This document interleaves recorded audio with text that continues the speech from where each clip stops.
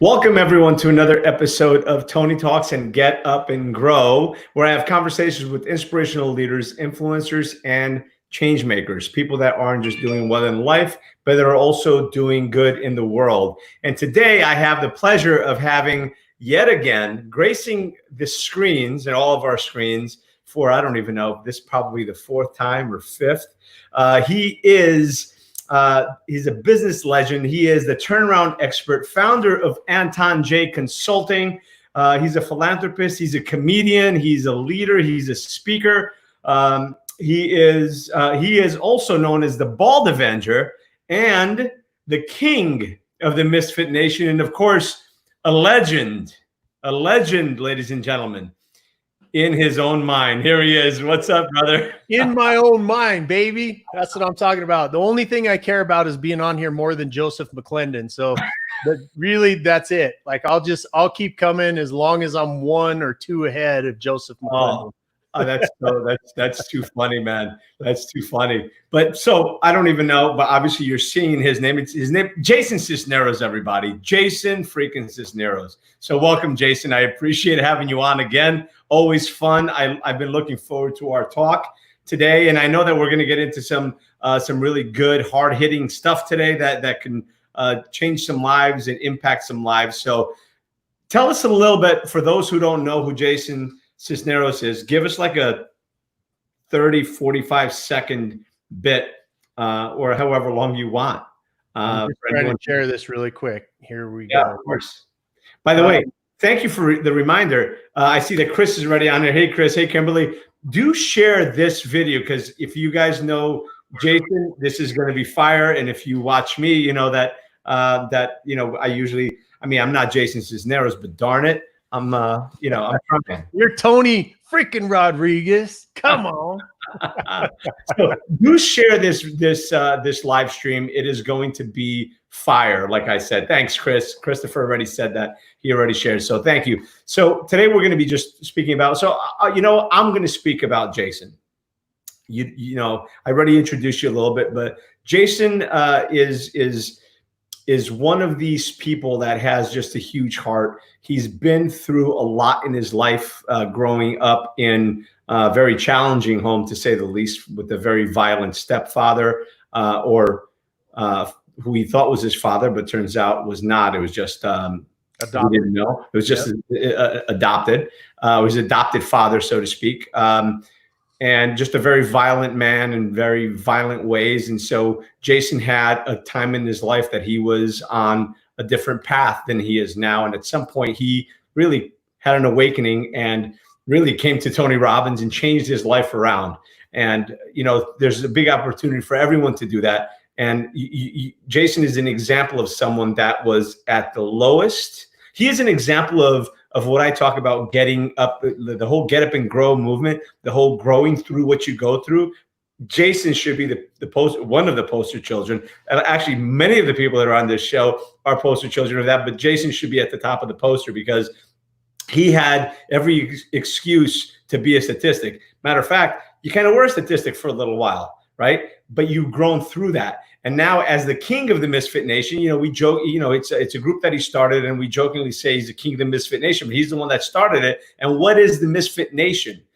It is a group, a collection of people that have made mistakes, that have screwed up, but have made amends, have apologized, done what they could, and now are giving back, doing the best they can. Maya Angelou says you do the best you can with what you know, and when you know better, you do better. So, and now Jason's on a mission of helping other people do the same thing. So I appreciate you for who you are. I appreciate the journey you've taken. And then that journey took him into business, and he's really done very well. Sold 24 of his companies for umpteen $1 million. I don't know what it was. We never had the direct line, nor do you need to disclose, by the way, but it was more than $2. But he did exit with 6,500 employees collectively in all of his companies. So obviously he's done really well. So he is a business expert. And now, as the founder of Anton he is the head of this business consulting and strategy company, where he's helping good people, or I should say we are helping, because I am now also a trainer with with Anton J. We help good people make more money so they can do more good, because everyone has an opportunity to do good in the world. And anyone who says, well, but I don't want to be that person, how much money do you need? Just know this: if you want to be that good person that does a lot more good, it takes resources. It takes resources to do more good. So that's what we're about. And so that's who Jason is. And again, tremendous amount of respect for you, Jason, where, the journey, where you've been and where you've come to and where you're going. So, and I appreciate you and being on the journey alongside. Well, I love you, brother. Again, since the day we met, like, I don't think we met in person until, a year ago or 2 years ago or whatever it was, but we were talking and, in the same circle, and, we've been family for a lot longer than we actually physically met each other. And the work that you do and the messages that you put out, they're very powerful, man. I'm honored to be your brother. Appreciate you, brother. And like I said, and the stories, and we can go on, but people are here to not just to listen to me speak, but to listen to you, because otherwise I could go on. That could make that intro could have gone at least into the 5 minutes. Love it. Yeah. So let's talk, man. What have you got? I mean, I know that, you were excited to be on here so we can talk about, how we can bring back the middle class that is slowly dwindling away, everything from politics, which we will try to stay away from, but everything from politics to COVID to just to everything that's happening in the world right now, to China, to all of the mixed messages and the confusion and the panic and the fear and everything else. And now you're open, now you're not, now you're closed, now you wear a mask, don't wear a mask. Obviously, wearing masks is important in the majority of places. So I don't even know if we want to go into that right now, but we'll go right past that. Yeah, and talk about business and success and everything else. I think the core message, right, is when something comes up in your life, like a COVID, or you've got the racial war, things that popped up, and you've got all these things, that's life, right? That's life. We live in a free society. But you also have to be a historian. And I've fallen in love with history for a long time. I love to read about old generals, or China, the ancient Chinese, the how Europe started, there's all kinds of wisdom that pops out of those pages at you, whether it's an individual or you're talking about a group of people, countries. There's a lot of things that you can learn from history. And because one of the things that you learn, and I can't remember who said it, but they said that if you don't know your history, then you're bound and destined to repeat it. And you see a little bit of that happening. So, I want to kind of keep this away from those subjects, because everybody's sick to death of hearing of them, right? Yeah. But what I will say is that there's been an attack on the middle class in the United States for a very long time, right? For a very long time, probably about the last 50 years. And so in order to understand history, you got to go back and figure out where did the middle class start, and why, going back to the beginning of America, and why we started as a country, and what we escaped from, and all that kind of stuff. But you go back and you look at the founding father, basically, of the middle class, in my opinion, is the Henry Fords of the world, right? Where he said, you know what, I'm making a lot of money, but what if I paid my people more so that they could afford the thing that they're making every day, right? And that spawned that idea, or the birth, really, of a middle class, instead of what has always been through history is you've got your top elite class, and then you have, different levels underneath of it to support that elite class. And America was supposed to be the destruction of that idea, right? It was supposed to be the destruction of that idea, where we came together, and our government and our corporations and the things that we did together were supposed to be in the spirit of freedom and supporting. It used to be, it was, the matter of fact, everybody that you read from the founding fathers it was supposed to be a sacrifice to go serve in government. You set no laws against yourself, and then you went back to public life, or to private life, right? And somewhere along the way, and I say 50, 60 years ago, at the end of the day, we started saying, well, for us at the elite, the top, the only way that we can get more is by destroying that middle class. And whether that was conscious, unconscious, purposeful or not purposeful, I don't really want to get into that, but I'm just saying it because it doesn't really matter who said it, what they meant. It's that it's happening, right? The destruction of the middle class is crumbling in front of our eyes now. Well, and the pain point there, the danger there, it's beyond what the obvious, right? The obvious is there's a lot less people in the middle class, so there's a lot more people in the lower class than there is in the middle. But the thing that isn't as obvious is, in order for the majority of people, in order to get to that upper class, in order to grab onto those opportunities from the lower class, you kind of got to go through the middle class. And if there is no middle class, then that leap is it's a chasm. It's no longer just it's no longer just a crack in the road. It's no longer a river you got to jump across. It's an ocean that you have to jump across. It's really, you go back to the days of bloodline.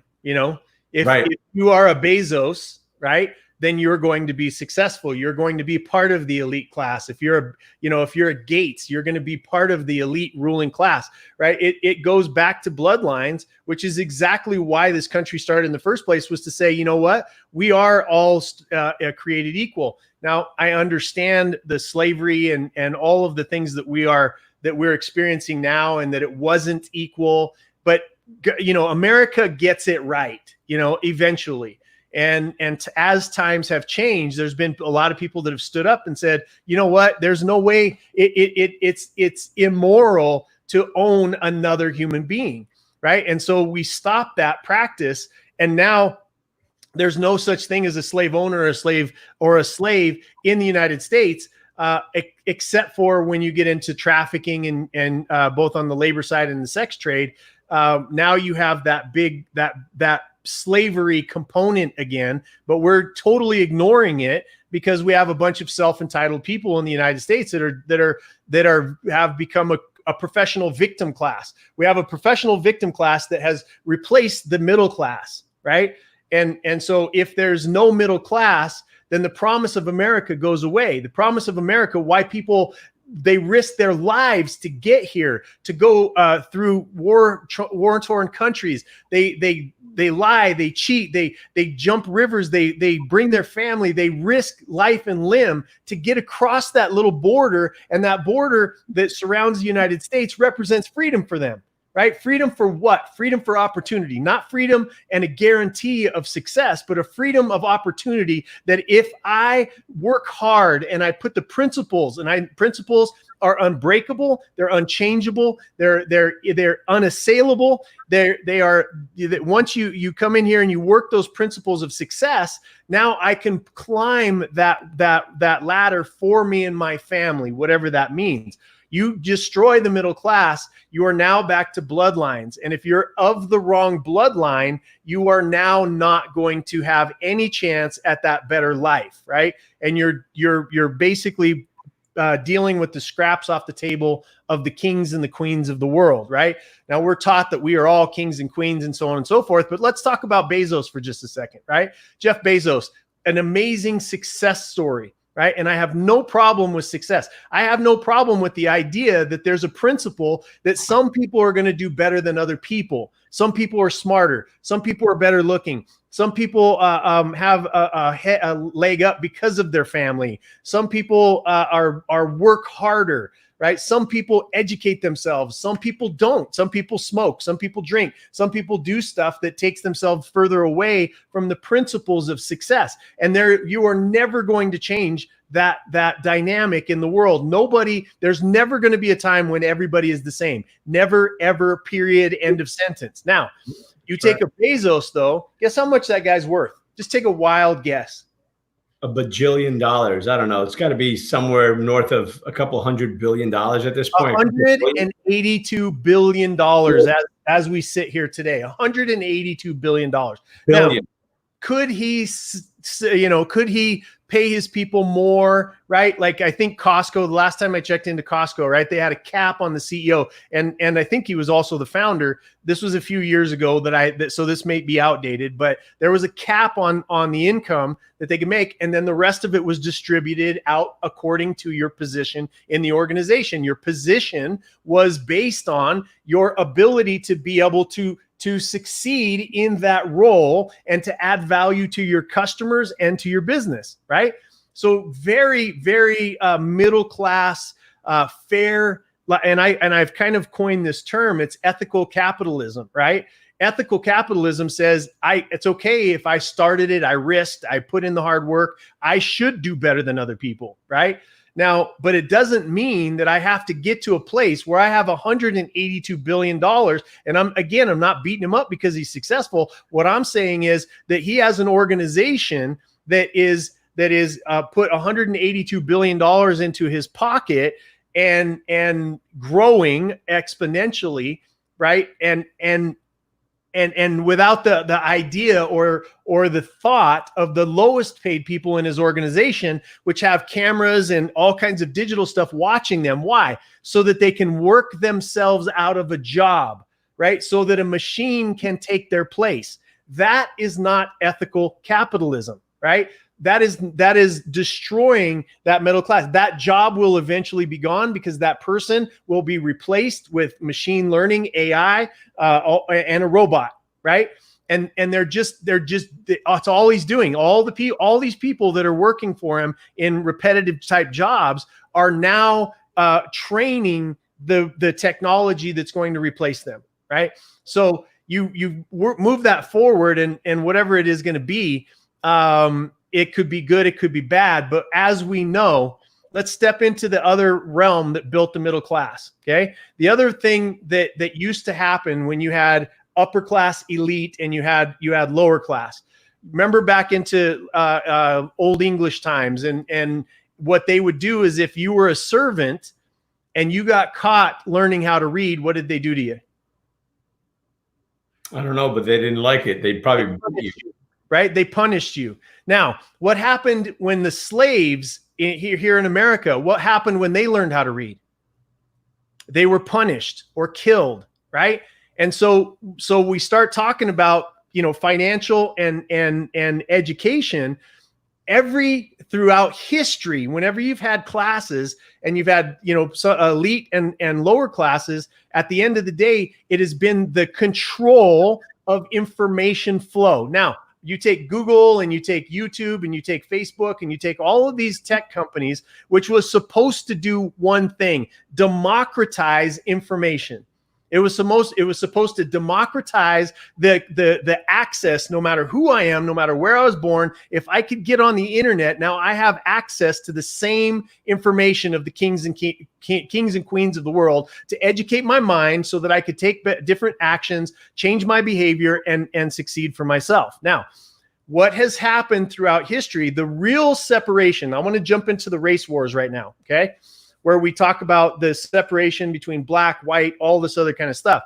It's complete and total bullshit. What it is it's a growing separation between the poor and the rich, right? That middle class is shrinking, the poor is growing, and the elite is getting more elite. They're making more and more money. They're gaining more and more power. They have lobbyists that can control the government. Our freedom is being taken away from us by this activity. Now, who controls the information? Now, Google is throttling down what you see, right? They are the arbiters.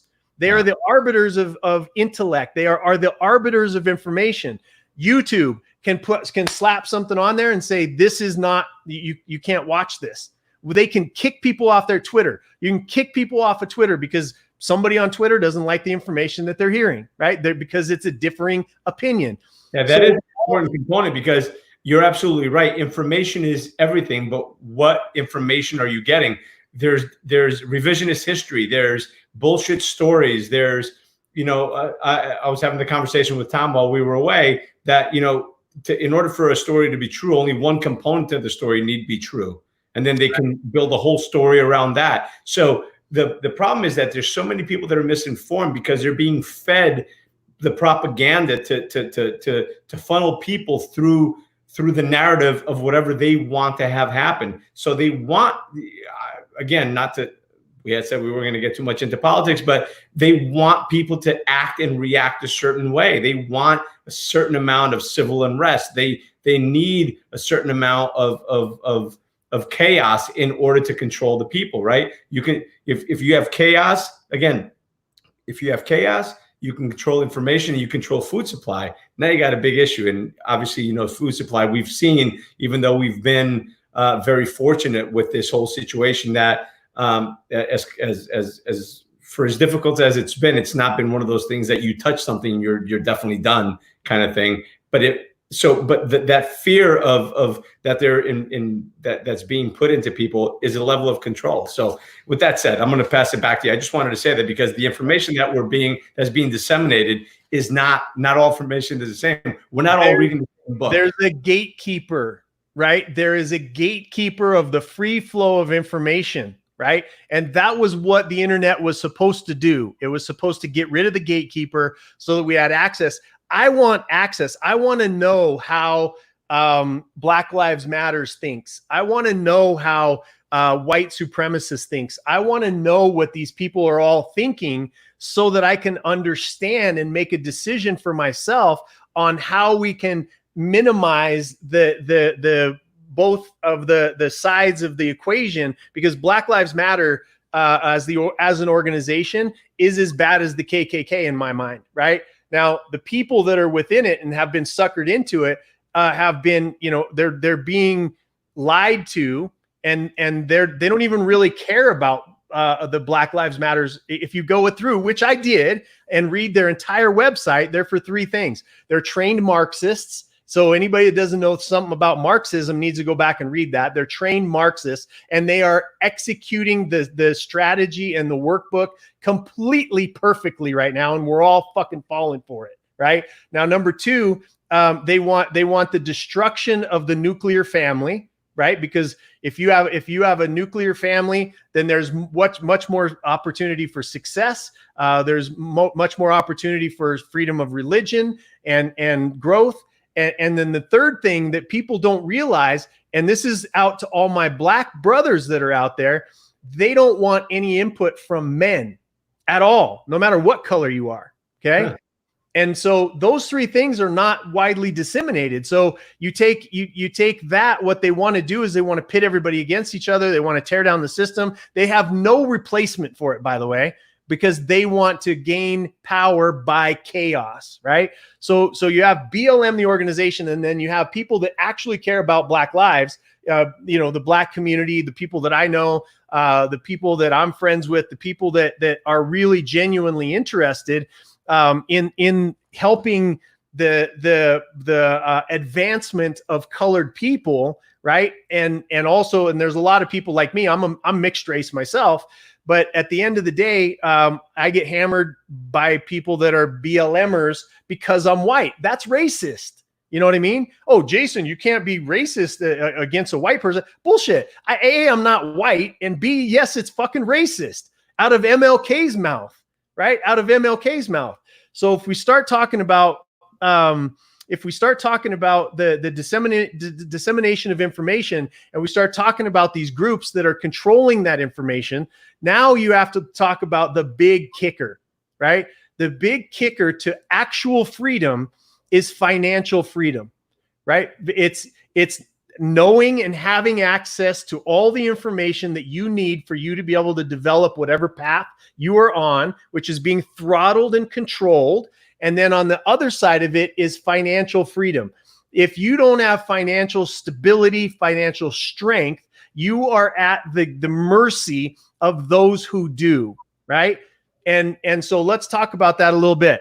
If there's a book, everybody can imagine a great big book, and that is the book of knowledge. And the book of knowledge has in it all types of things for you to be able, as a free man or a free woman, for us to be able to read and excel and to enjoy our lives and to do no harm to other people. And you take that book now and you open it up, and chapter 5 has been ripped out. So you get the whole book, right? But chapter 5 has been ripped out. And chapter 5 is how to build wealth. That was shit that wasn't taught to me, right? That what I was taught was make as much money as you can. Get mine, right? Get mine and get mine right now, because, you know, somebody else having something meant something that was less for me. We have the book of knowledge. It's being controlled by all of these different companies. And at the end of the day, we have the book of knowledge with an entire chapter ripped out of it. And that entire chapter is, how can I become financially free? And that means different things for different people. I know people that are financially free at $40,000 a year. I know people that are financially free at $500,000 a year. I know people that are financially free at every spectrum of the number opportunities that exist out there. And in contrast, we know people that are making $700,000-800,000 a year and are not financially. And they're fucking broke. They're broke because they bought the chapter that was put back in there was buy all this shit, right? Buy all this stuff. So then at $800,000 a year, and you and I know people like this because I fix businesses for a living, right? And at the end of the day, you know people that are making $1 million a year, that if there's one little blip in their income, they're screwed because they bought 7 houses. They've bought like 14 boats. They're trying to impress everybody with their wealth. And they just think, oh, I'm just going to keep making more. That is not wealth. That is idiocy that has been taught to us by the elite, who has built wealth, by the way, who's built assets and built revenue streams and has protected their wealth by lobbying Congress to make special rules for them. You know, when Nancy Pelosi, who makes, I think that congressional seat that she's had is about $120,000 a year. How the fuck are you worth $120 million? You stole from the American people. That's how, right? And by the way, this is not a Democrat Republican thing. Now, because let's take Democrats and Republicans and let's put them two side by side, because they're both part of the elite class that we have allowed to metastasize in Washington, D.C. because of our abject fucking ignorance of just saying they're going to take care of stuff. But what's been happening over the last 50 years is they have built up a cabal at the top of elites that think that they know better than us and are protecting them, their families, and their friends, right? So you take the Republicans and the Democrats and you side and you line them up next to each other. What was happening right before COVID? The lowest unemployment rate in Black, Hispanic, Asian, all of the white, like all of these different areas, and small business startups, 40% growth in the Black community with starting up their own businesses. I want everybody to stop and hear that number. 40% increase of businesses in the Black community. What were they doing? They were shrinking the inequality gap because of opportunity that was being afforded to them. Now, COVID is a real thing, right? And I want everybody. COVID's a real thing. How bad it is, how bad I don't know. I've had it. I've got the antibodies. Wasn't that bad for me, but I also take the responsibility for taking good care of myself. But at the end of the day, COVID was like, holy shit, the middle class is starting to come back, which means that there's going to be some light shined on what's happening in the elite. And oh my God, we need to freak the fuck out. And by the way, we're going to lose our base. We're going to lose this. We're going to lose that. And what we're seeing and what happened in the racial blow up. Anybody that is controlling the elite right now could give two shits about George Floyd. You know who cared about George Floyd?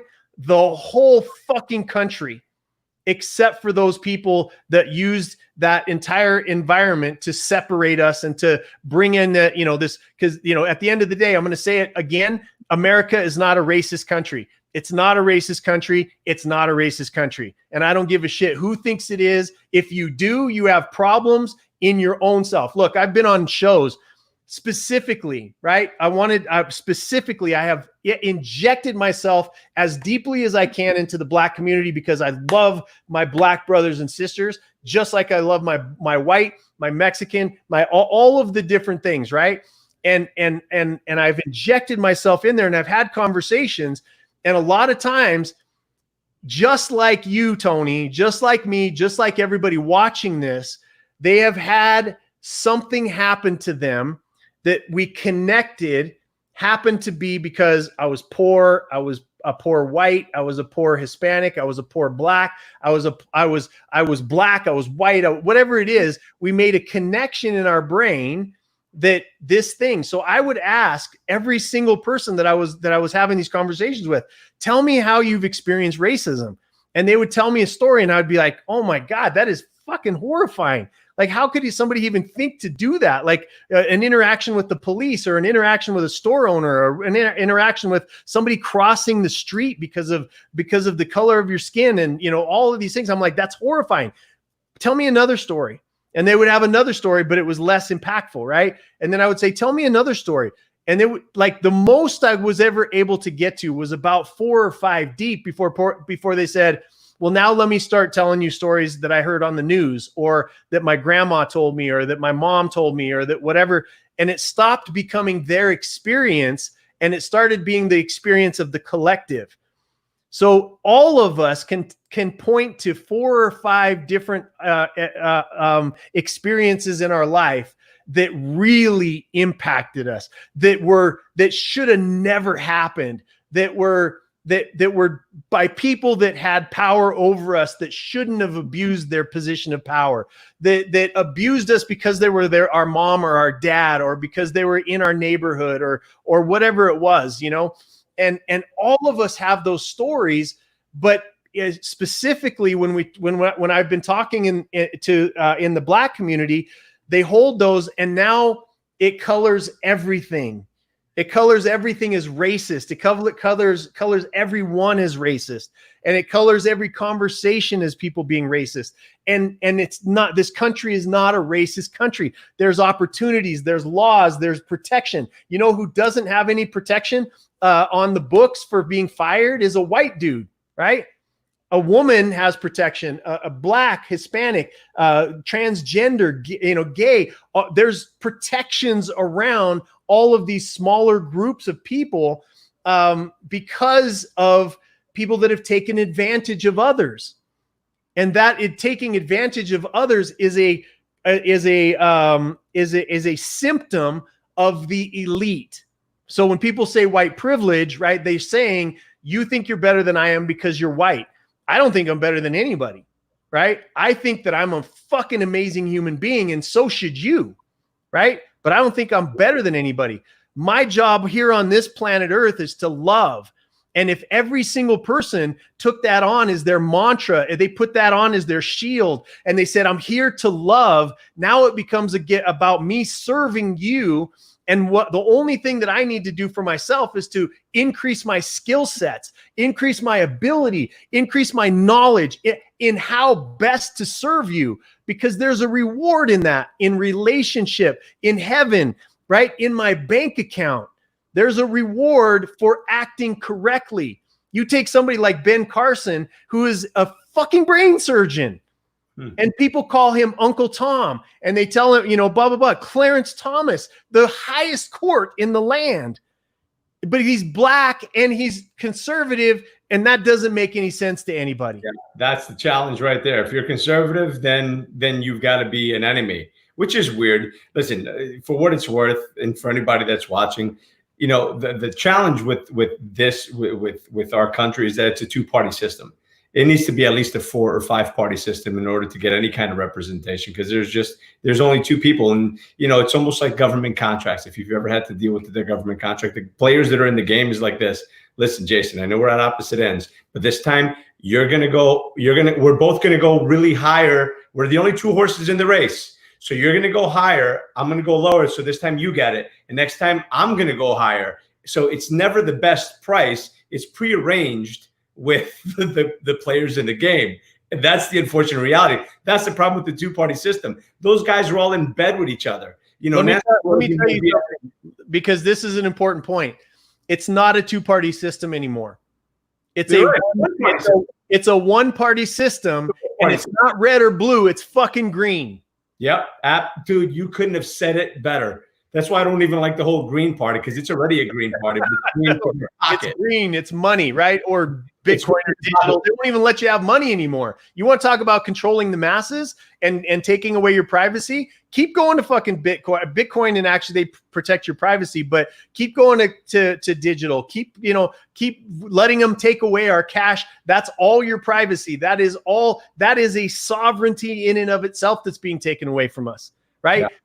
There's only one party, and they all exist. You see out there, whatever, like, again, I said, put Republicans and Democrats together. Not any of them, neither side of them has fucking fought for the idea that this country isn't racist. They're just like, okay, those people that think racist. You have all of these companies that I used to respect, and the NFL and all of this other kind of shit that are telling us that you and I and people that are watching this on all sides of the spectrum, if you're a black conservative, if you're a white Democrat, whatever it is, that we're the problem, and they're rewarding that bullshit belief, right? When it's not us. I'm not racist. Listen, it's divisive politics, and it goes back to what you said in the very beginning. First of all, it's like I said, you can see two politicians at odds. It looks like they're cats and dogs fighting each other. They could be out to lunch or having coffee, an hour later, like they're good old boys. Because you know what? They are. And when I say good old boys, good old girls too.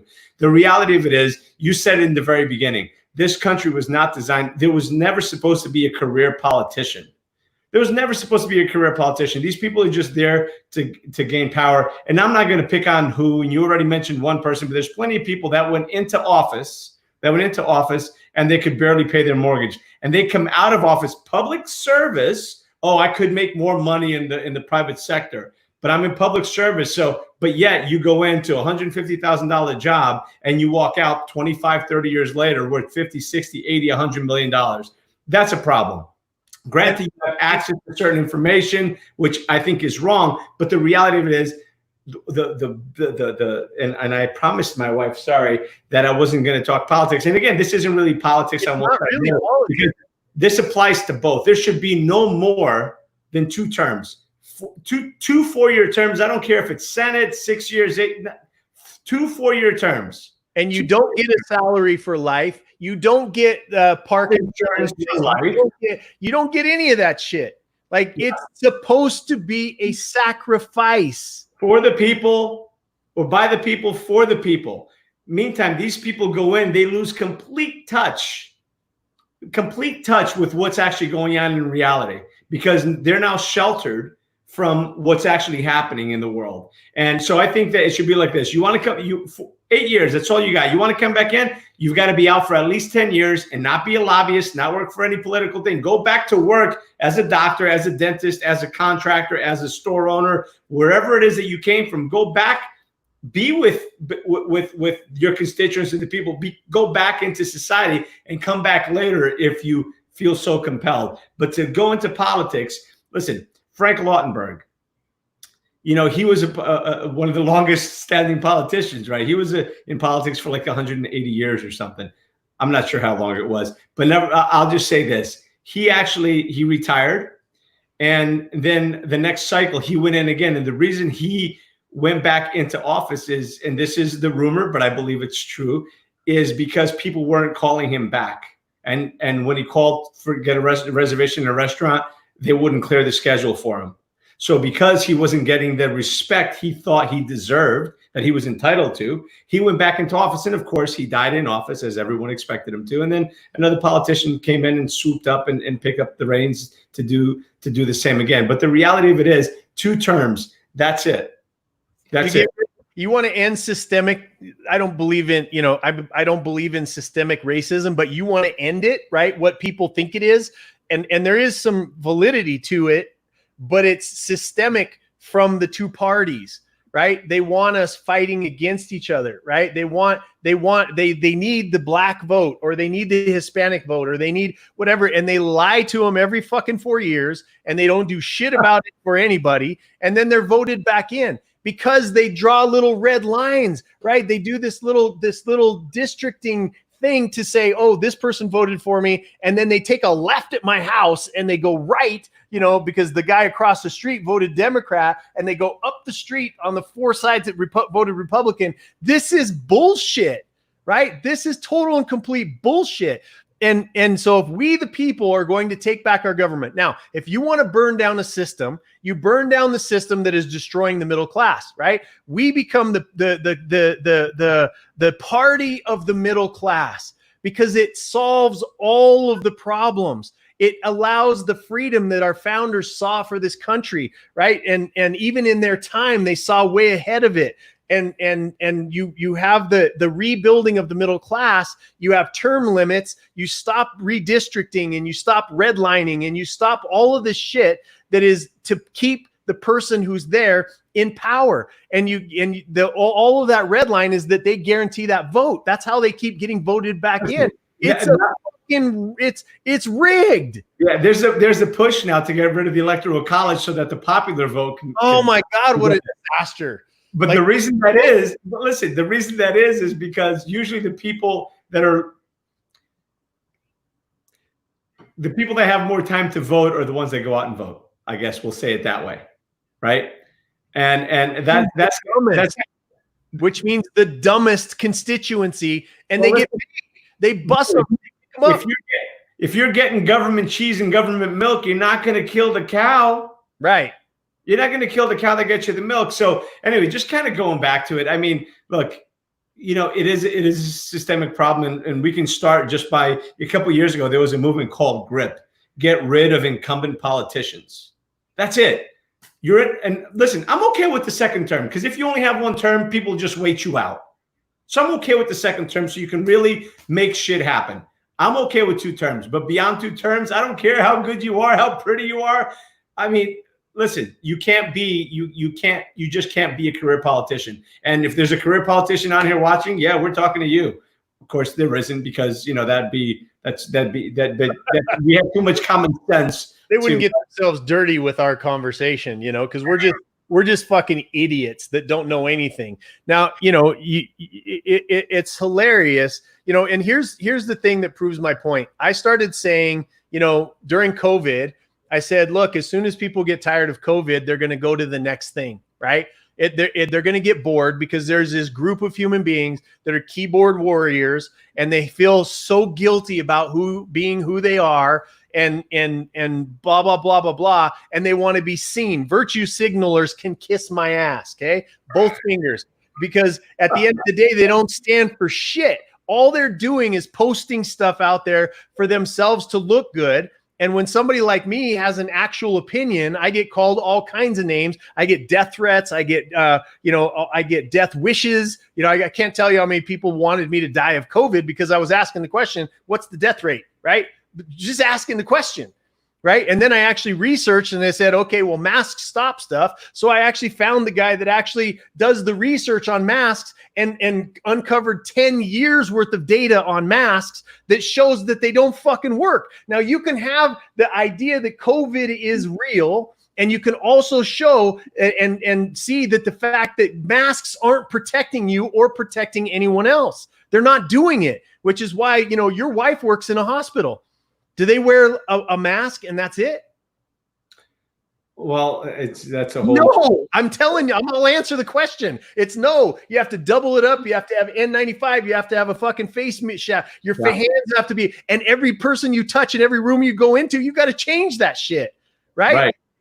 So don't tell me that me putting, some sort of going like this is all of a sudden I just saved a grandma. I just saved a grandma. Look at me. It's bullshit. The guy that does the research on the mask says it doesn't stop any airborne pathogen, period. Okay. So we can have the conversation about COVID. I want to solve the COVID problem. Masks is not one of the ways to do that. Okay. So at the end of the day, we have to have conversations about things that are real so that we can solve real problems. And let's go back to the original point was that we have to teach people how to build financial wealth and how to think, not what to think anymore. Right. How to think.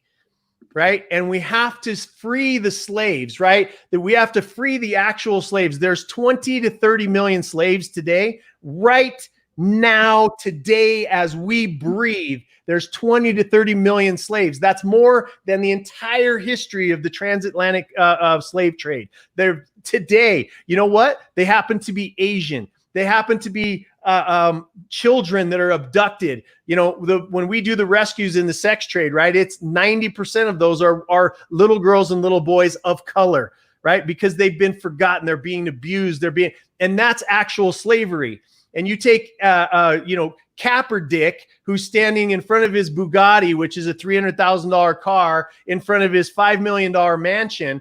What paid for that? It wasn't his exceptional football skills. I can tell you that much. It was Nike. It was his sponsorships. Who makes our shoes? Slaves. He is rich on the backs of slaves, telling us that he lives in a racist country who owned slaves 100 years ago. And he's making money off the backs of slaves. Fuck you, Capper Dick. Okay. And at the end of the day, that we have to start calling bullshit on bullshit, because if we don't, we're never, ever going to solve these problems. We have 10 million little girls and little boys around the world that are being used for disgusting purposes. Every 11 minutes, there's a woman being beaten in her own home right now. Every 4 seconds, there's a child of poverty or a man, woman, or child that's dying of starvation, not hunger related issues, starvation. Every day, 22 of our warriors are committing suicide. These are real problems, but they're not popular enough to make Capper Dick millions and millions of dollars because he kneeled on his fucking knees, right? He is an opportunist of the highest proportion and disgusting. Right. I stood by. I was like, okay, he wants to kneel for police brutality. I looked up the research. I said, it's not that big of a problem. But I was like, free American, do what you want to do. You know, when I started, when he became my enemy was when he said that this country, he's not going to celebrate the 4th of July because it's full of a bunch of racists and it's a racist bullshit. It was freedom from slavery. Right? It was freedom for slavery that eventually became freedom for everybody. Did you know in the first 157 years they're tearing down things of Columbus, right? Columbus never had a slave in his entire life that wasn't white, right? He brought over slaves and they were white slaves. He landed, and 157 years later was when the first black slave came over here, right? And so the country we're saying it was built on the backs of slaves. Yes, a portion of the history was, but most of it was built by white slaves, right? And did you know that what was it? 1865 is when they signed the Emancipation Proclamation or whatever. Did you realize that it wasn't illegal to have a white slave until 1910? No, you didn't know that because people don't read, because people don't look at history books, because people don't realize that it's not a black and white issue. It's a poor and rich issue. And if you can rebuild the middle class, all of these problems are solved. When 40% of the business startups were black-owned businesses, that's the shit out of the elite, right? Yeah. And they didn't know what to do about it. And you see what they're doing about it. They're dividing us amongst race and over a fucking disease that's killing 0.004 or 0.04% of the world. Or death rate, which is lower than the actual flu. And you know, that's what we're dealing with. So we have to get back to talking about truth. So let's kind of come back to what we had started talking about before. How can we kind of turn the tide, at least start to turn the tide with at least the people that are watching, and the people that are watching can share with those people? How can we start to turn the tide on that? Because brother, we can go down this rabbit hole deep. And so we're doing it. We're doing it. Look, at the end of the day, I'm doing every single day, every breath I take is anti-Marxist. It's anti-elite. It's anti-allowing our poorest and our most vulnerable to be stuck there for a generation or more. Everything that I do. So what do? We rescue little girls and little boys. We help women in, $3 million that we raised for charity in these specific areas last year. We're starting a project called the Slave Free Project, which is going to consolidate the efforts of freeing women of domestic violence, children, slave labor, all these types of things. We're starting the Slave Free Project. It's going to be launched at the beginning of August. The other thing that we do is we educate people on how to build a business and how to build wealth through the Anton J Global system, right? You've learned it, hundreds and hundreds of companies. It's how I got myself out of being the poorest of the poor. There's another thing that's coming that I can't really speak about yet because I've got to make sure all of the laws and all that other kind of stuff coming. But we're going to rebuild the middle class by starting and funding and educating small business owners. And I don't care who you are. I don't care how broke you are. If you come to the table and you want to build your own business, we're going to be there to help you. And that's Anton J Global. That's my company. I'm the chairman of it. Started it over a decade ago. We've helped hundreds of companies. And our motto is help good people make more money, get more time so they can do more good. And I don't give a shit about, look, I made my money, right? Anybody that watches this and got pissed off by something I said, go fuck yourself because you can't cancel me. Okay. You can't cancel me. I don't care. All you're going to do is if you damage me or the people that work with me is you're going to damage their ability to create financial wealth for themselves because I already made mine. Right. So at the end of the day, it's giving back, and I'm going to fight day and night, tooth and nail, every single fucking day to educate people on how we free actual slaves, not how we can beat ourselves up over what happened 150 fucking years ago that I had nothing to do with and you had nothing to do with and nobody has experienced that's alive today, right? I'm talking about slaves today. Yeah, and that means we have to build small businesses. We have to make them mid-sized companies, and we all have to do business with each other and stop spending all of our fucking money with Bezos. $182 billion, brother. Come on. That's insane. I just want you to, I just want to quantify or have you quantify the whole thing of Kaepernick and Nike and Apple and everything else, where it's being, these products are being built by slaves. In China, everyone, and in a lot of those, and a lot of the Asian countries, but China specifically, people who literally work 24 hours a day. There's workbenches that one guy sleeps underneath it for 12 hours, and 12 hours later, he gets out of it and gets back to work, and the other guy goes under there and sleeps. That's literally slavery. So there's nets around the building so right. that people sleep, they don't even leave. Kill themselves. They have anti-suicide nets around the buildings. But Kaepernick, fuck you. Again, I can't say it enough times. Tell us how you really feel, Jason. I'm a little upset. Listen, but I said that, and not that I really wanted to bring it up and poke the bear again, or rather the gorilla. But I wanted to just make sure that we said that, because people are like, oh yeah, slaves. How? What are they doing? No, because the people that are building the stuff that you wear, the stuff that is making these companies multi-billionaires is not done with. That's why Made in America, at the very least, even, and granted, some of the Made in America means assembled in America, not really made here, but at least there's something there that's actually has regular wages and is actually feeding hopefully the middle class or whatever. But because we protect our people. Yeah. That's America. In Yeah. China, they could give two shits, and it just shifted. Okay, Americans want too much money. Let's shift it to China. Now China, they're like, how can we make that even better? What they're doing is replacing them with fucking robots. Yeah.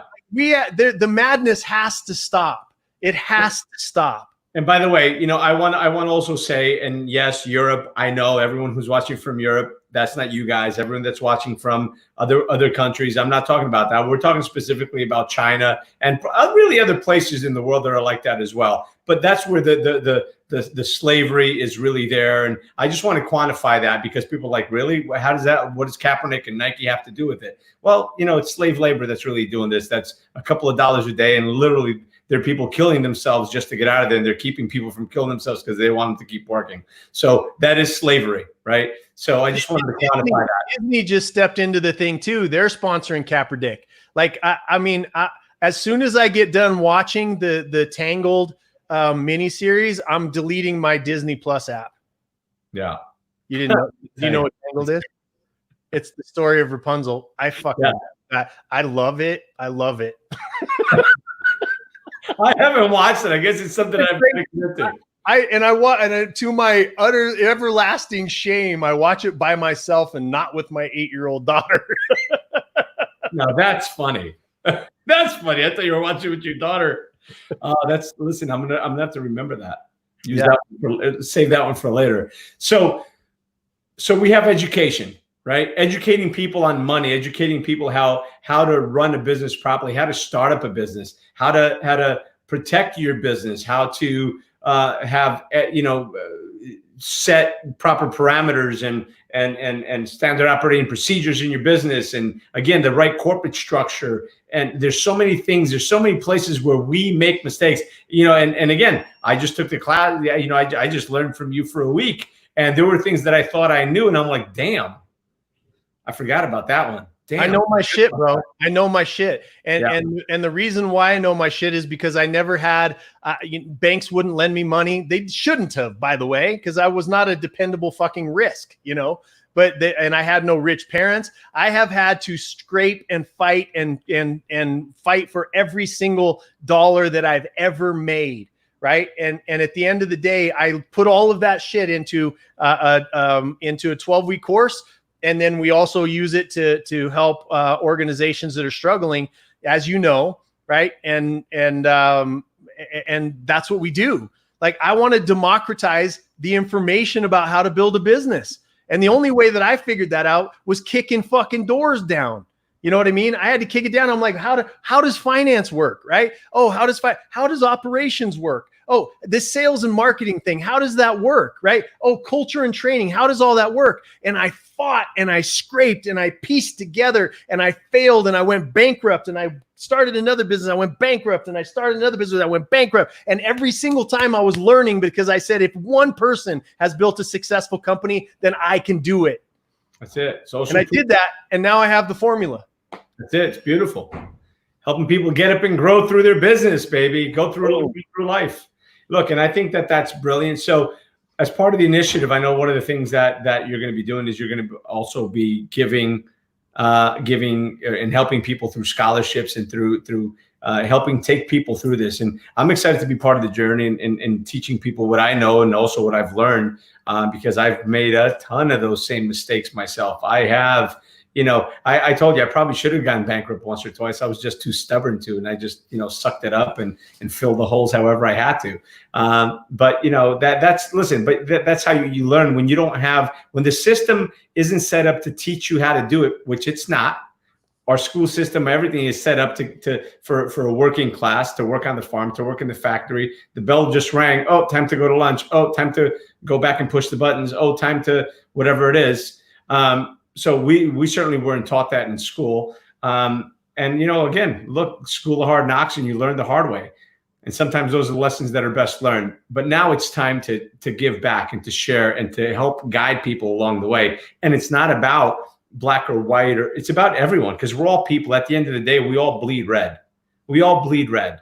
It's #OneBlood. And if everybody wants to fucking make it racial bullshit, then go to your corners, because we're going to build a movement of one blood. We're all the same blood. We're all the same blood. It's all red. It's all beats through a heart. It all goes the same direction. It's one blood. And anybody that wants to, Black Lives Matters, All Lives Matters, all of the fucking horse shit that puts in and injects separation amongst us, then go to your corners. Because at the end of the day,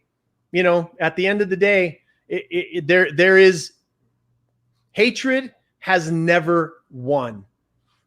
Hatred has never won. You look at all of the regimes throughout history, the ones that are righteous, the ones that are for the people, they have always ultimately won. It doesn't mean you don't go through dark times, but we know damn good and well that there's no such thing as a country who has ever benefited its people by communism, socialism, or Marxism. Not one. They should be relegated to a little thing that every 6 months it pops up and goes, never do Marxism, never do socialism, and never do communism. It doesn't work, right? It doesn't work. It makes slaves out of people.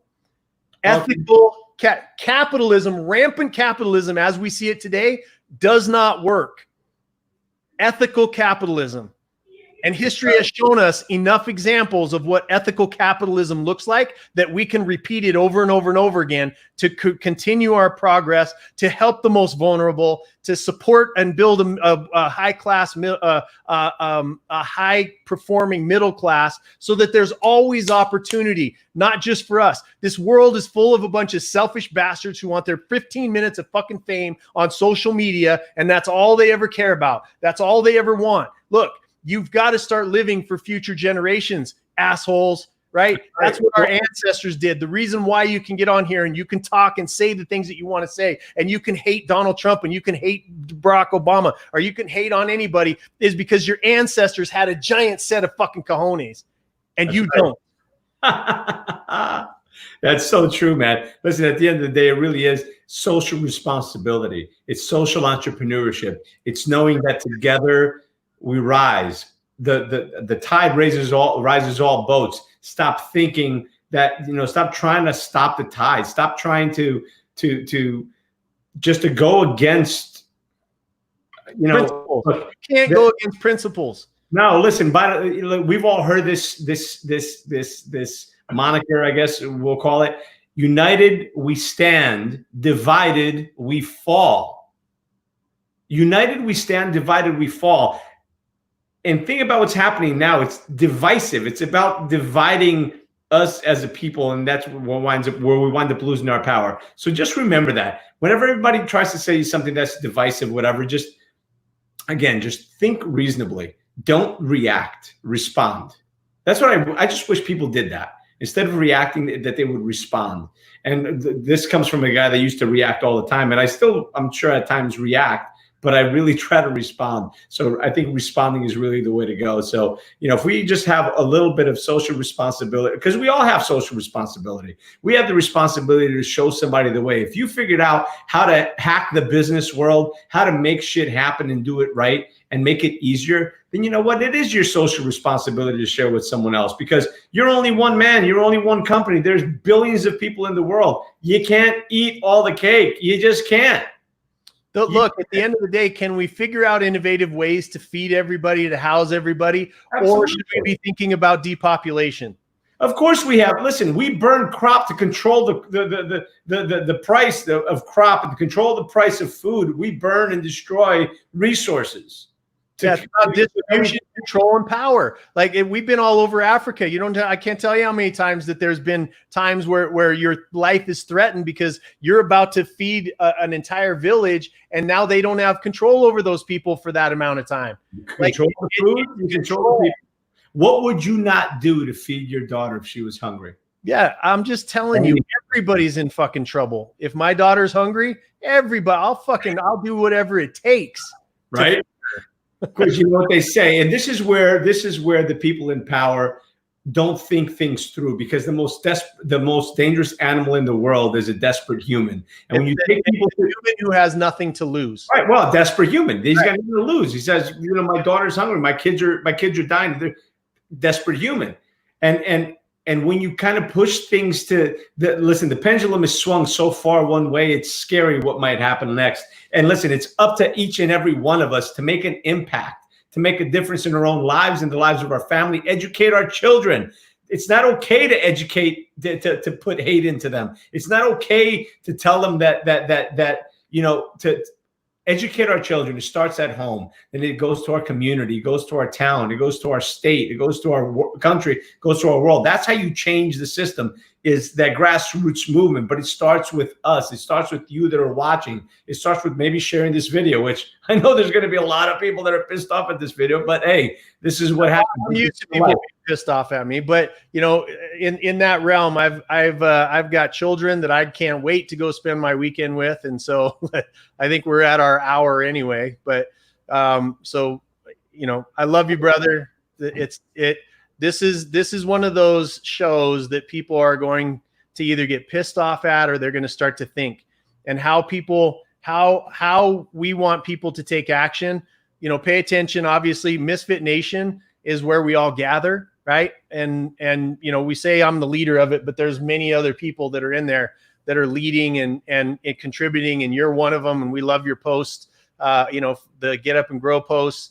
And Misfit Nation is where we've all decided to come together to ease suffering. That's the one thing that binds us. We are flawed human beings, right? We've done our best to make it right, and we're using our pain to ease suffering for the rest of the world. That's what unites us in Misfit Nation. There's no selling, there's no promoting, there's no anything that has to do with what normal groups. But it's for us to come together to lift each other, because we need to bind together if we're going to change this world. So that's the first place to start. Please pay attention. CERT Ministries, who we support. New Dawn, is who we support. Feed a Billion is who we support. Pay attention to those. They're all going to come together underneath the one roof called the Slave Free Project. And then we're also going to be building a project to help rebuild the middle class, and we'll be announcing that very soon as well. And again, excited to be part of that. And by the way, I will say this, we've got to, if we're going to be sitting here talking, Anton J's in the house, we've got to talk, we've got to at least mention this, right? Yes. So what Anton J is about, you know, as business consultants and strategists, it really is about helping good people make more money so they can have more time and resources to do more good. So if you know anybody who's in a business that at one point was doing well or has the upside potential to really turn things around, we're business turnaround experts. We can come in and help you turn your business around, whether it be the culture of the company or your corporate structure, or help your sales teams really turn them on and activate them and hold people, you know, have accountability, true accountability, and do things the right way. Reach out, send me an email, send Jason an email, reach out if you know anyone who's struggling and needs that. That's what we're here for. Let me tell you who needs Anton J Global. Everybody that owns a business. Okay. I used to be like, well, I don't, you know, we should be humble and we should, you know, like all that kind of shit. But look, at the end of the day, if you think your business doesn't need Anton J, you're the one that needs us the most, right? Because you think you know everything, and that's where you get in trouble. And people that are struggling, I know I'm a dude. I go to my cave and I'm like, you know, if this shit, I started this shit myself. If it's going to go out, it's going to be, you know, I'm going to be the last person on the ship. You don't have to do that. There's lots of companies that can be saved. We've proved it over time. There's lots of companies that can pivot, right? In this time when maybe your product isn't as popular anymore, you can pivot to other things. We've helped people, you know, go from one multi-million-dollar job. COVID shut them completely down, and now they're making more money on another product and another service. So anybody that has a company that needs help needs to reach out to Anton J Global. It's Anton, JANTONJAE.com. You know, reach out to us, because we're building. Tony is a great example of our newest acquisition in talent, and we're growing the company because we really, really need to help people make more money, get more time so that they can do more good. And the bottom line is, if you're an asshole, don't call us, because we will filter you out and you will not, we will not help you. And then there is that. Because I'm telling you, if you know, at the end of the day, it's one of our guiding principles is that if you're giving in your business when it's struggling, or when it started, or as you've made money, if you're giving, then I know if we help you make more money, that you're going to give more, right? If you haven't given shit and all you care about is another 17 cars, I'm happy for you. Look, capitalism is a beautiful thing, but I don't want to work with you, because I want to work with people that are not selfish, people that are really, truly giving back. And that's been the history of everybody that you talk to that has used Anton J Global, that has hired us as a consulting company, that has done the 12-week course, that has done the work to be able to increase their revenue stream. They have something in common. They share their wealth, right? And it doesn't have to be our thing that you care about. It just has to show that you have charity of heart. And if you don't have charity of heart, then don't contact us, because we're going to say no anyway. Yeah, that's a good point. You know, and I'm going to say one thing. One of the things that sometimes we get held up on, and like you said, I'm a dude and I stay in, I'm going to go down with the ship. You know, sometimes we've got to remember that when you're stuck, if you feel that you've hit that glass ceiling or you've hit that plateau because your thermostat is set too low, maybe it's just as simple as just changing some thought patterns, the mindset and how you're doing things. And maybe it's just a realization that maybe, just maybe, you've taken the company as far as you can with the talent that you've got. And maybe it's time to learn something new and to bring someone else in with some new ideas. That doesn't mean you leave, or maybe it does. Maybe it means that you set the company up to sell it. Maybe it's to give you the extra strategy that you don't have. Whatever it is, whatever you're looking for, give us a call. We'll give you a little bit of guidance, and maybe it works, maybe it doesn't. It's a free strategy call. Reach out, hit me up. Either here on Facebook, on Instagram, you can message on YouTube and wherever else, all the other social media platforms. I'm a pretty easy guy to find if you really want to find me.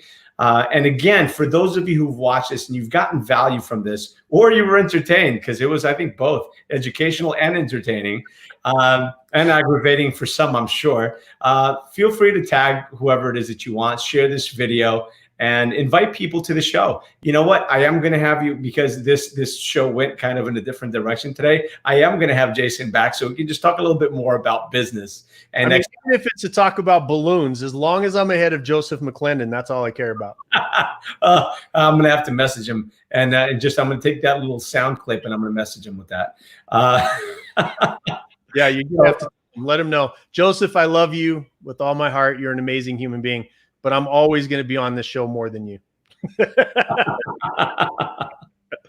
Well, listen, brother, I appreciate you. I appreciate you taking time. I appreciate how you show up in the world and the impact that you're making and you continue to make. And I appreciate all of you that have come on and spend a little bit of time with us. Again, our time, and I'm very well aware and conscious that our time is our most valuable asset. So I thank you for spending your time with us today. And hopefully this was educational and entertaining at the same time.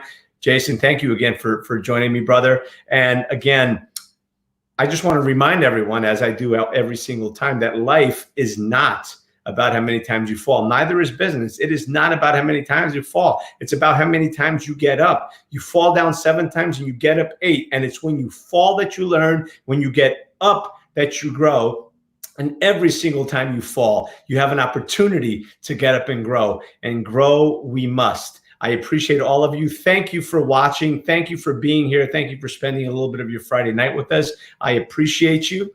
Have a beautiful night. Have a beautiful weekend. Oh, and join us tomorrow. If you're here, available, join us tomorrow at 6 o'clock. I've got the Brian Bradley of Egoscue on tomorrow. He's going to be bringing 2 other special people on. So it is going to be great. It's going to be fire. Appreciate all of you. Thank you and good night. Ciao for now.